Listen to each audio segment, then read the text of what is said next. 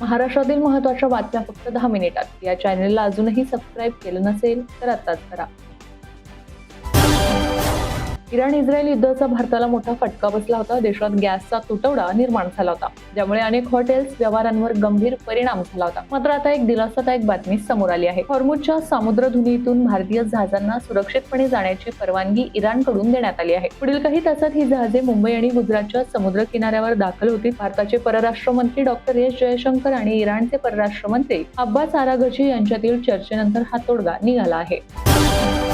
परिवहन मंत्री यांच्या अध्यक्षतेखाली 9 मार्च 2026 रोजी झालेल्या बैठकीत ऑटो रिक्षा टॅक्सी परवान्यांचे खुल्या धोरणात स्थगिती देण्यात आली आहे. त्यानुसार प्रादेशिक परिवहन कार्यालयामार्फत नवीन ऑटो रिक्षा टॅक्सी परवान्याकरता इरादापत्र देण्याचे काम स्थगित करण्यात येत आहे. याची सर्व ऑटो रिक्षा चालक, मालक, अर्जदार संघटना यांनी नोंद घ्यावी असे आवाहन उपप्रादेशिक परिवहन अधिकारी स्वप्नील भोसले यांनी केले आहे.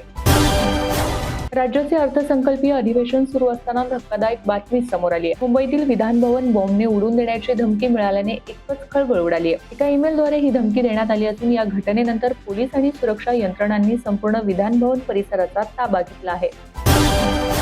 लोकसभा अध्यक्ष ओम बिर्ला यांच्या विरोधात विरोधकांनी आणलेला अविश्वास प्रस्ताव बुधवारी लोकसभेत आवाजी मतदानाने फेटाळण्यात आला. 2 दिवस चाललेल्या चर्चेनंतर हा प्रस्ताव नामंजूर करण्यात आला आहे. पीठासीन अध्यक्ष जगदंबिका पाल यांनी हा प्रस्ताव फेटाळल्याची घोषणा केली आहे. त्यामुळे आता ओम बिर्ला लोकसभा अध्यक्षपदी कायम राहणार आहेत. यामुळे विरोधकांना मोठा धक्का बसलाय.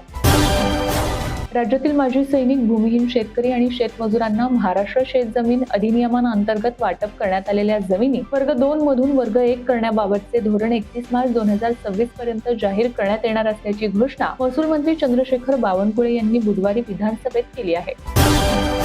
जम्मू काश्मीरचे माजी मुख्यमंत्री फारुख अब्दुल्लांवर प्राणघातक हल्ला करण्यात आलाय. एका लग्न समारंभामध्ये सहभागी झालेल्या फारुख अब्दुल्लांवर जवळच उभ्या असलेल्या व्यक्तीने गोळीबार केलाय. मात्र दैव बलवत्तर म्हणून त्यांचा जीव वाचला. मात्र या हल्ल्यामुळे जम्मू काश्मीरसह राजकीय वर्तुळातून नेत्यांच्या सुरक्षेचा प्रश्न ऐरणीवर आला आहे. दरम्यान त्यांच्यावर हल्ला करणाऱ्या हल्लेखोरांनी 20 वर्षांपासून त्यांना मारण्याचा प्रयत्न सुरू असल्याचा धक्कादायक दावा केलाय.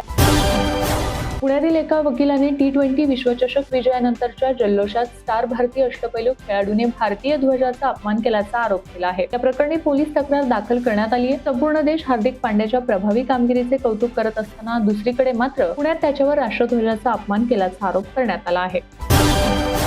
28 फेब्रुवारी रोजी अमेरिका आणि इस्रायलने इराणवर हल्ला करत युद्धाची सुरुवात केली. 12 दिवस उलटल्यानंतर अमेरिकेचे अध्यक्ष डोनाल्ड ट्रम्प यांनी इराण विरोधातील युद्ध आम्ही जिंकलो आहोत असा दावा केलाय. सुरुवातीला केलेल्या काही हल्ल्यानंतरच युद्धाचा परिणाम समोर आला असेही ट्रम्प म्हणाले आहेत. केंटकीमधील हेब्रॉन येथे अध्यक्ष डोनाल्ड ट्रम्प यांची रॅली झाली. बुधवारी झालेल्या या रॅलीत बोलताना डोनाल्ड ट्रम्प यांनी इराण विरोधातील युद्ध अमेरिकेने सुरुवातीलाच काही तासांमध्ये जिंकले असा दावा केला आहे.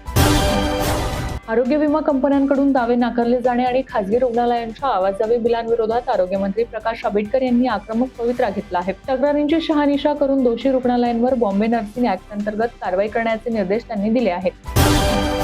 अनधिकृत होल्डिंग्समुळे पुणे शहराचे विद्रुपीकरण होत आहे. त्यासोबतच पावसाळ्याच्या पार्श्वभूमीवर निर्माण होणारे सुरक्षेचे प्रश्न यामुळे पुणे पोलीस आणि महानगरपालिका प्रशासनाने मोठा निर्णय घेत एकत्रितरित्या येत्या 8 दिवसात शहरातील सर्व अनधिकृत होल्डिंग्स हटवण्याचे ठरवले आहे. यासंबंधीची माहिती पोलीस आयुक्त अमितेश कुमार यांनी पत्रकार परिषदेत दिली आहे. राष्ट्रवादी काँग्रेस शरदचंद्र पवार पक्षाचे विधान परिषदेचे आमदार एकनाथ खडसे यांच्या अडचणी पुन्हा एकदा वाढण्याची शक्यता आहे. चाळीसगावचे भाजप आमदार मंगेश चव्हाण यांनी केलेल्या गंभीर आरोपानंतर आता महसूल मंत्री चंद्रशेखर बावनकुळे यांनी एकनाथ खडसे यांच्या विरोधात SIT नेमण्याचे आदेश दिले आहेत. मुक्ताईनगर परिसरात जमिनीच्या व्यवहारासंदर्भात त्यांच्यावर गंभीर आरोप करण्यात आले आहेत.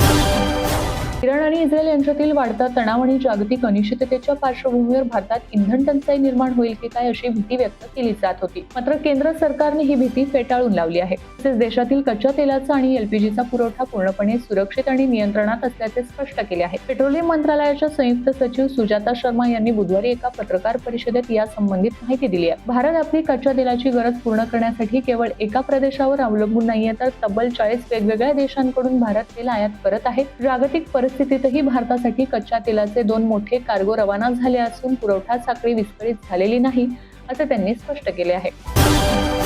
महाराष्ट्रातील वाहनधारक आणि माल वाहतूकदारांसाठी महत्त्वाची बातमी समोर आली आहे. राज्यातील ई चलानच्या वाढत्या थकबाकीच्या पार्श्वभूमीवर परिवहन विभागाने वाहतूकदारांना दिलासा देण्यासाठी मोठा निर्णय सुचवलाय. थकीत ई चलन दंडांपैकी 50% रक्कम माफ करण्याचा प्रस्ताव राज्य सरकारकडे पाठवण्यात आला असून त्यासोबतच वाहतूकदारांसाठी विशेष अभय योजना लागू करण्याचाही विचार सुरू केला आहे. उष्ण लाटेने त्रस्त असलेल्या विदर्भवासियांसाठी हवामान विभागाने पावसाचा अंदाज वर्तवला आहे. येत्या शुक्रवारपासून म्हणजे 13 मार्च पासून विदर्भावर ढग दाटण्यास सुरुवात होईल आणि वादळासह हलका ते मध्यम पाऊस पडण्याची शक्यता वर्तवण्यात आली आहे. राज्यातील खाद्यपदार्थ आणि विविध वस्तू घरपोच देणाऱ्या गिग वर्कर्सच्या माध्यमातून घडणाऱ्या गुन्ह्यांना रोखण्यासाठी आणि त्यांना सामाजिक सुरक्षा प्रदान करण्यासाठी राज्य सरकारने अत्यंत महत्त्वाचे पाऊल उचलले आहे. कामगार मंत्री आकाश फुंडकर यांनी विधानसभेत घोषणा केली की यापुढे सर्व गिग वर्कर्सची सेंट्रल पोर्टलवर नोंदणी करणे आणि त्यांची सक्तीची पोलीस चौकशी करणे आता बंधनकारक असणार आहे.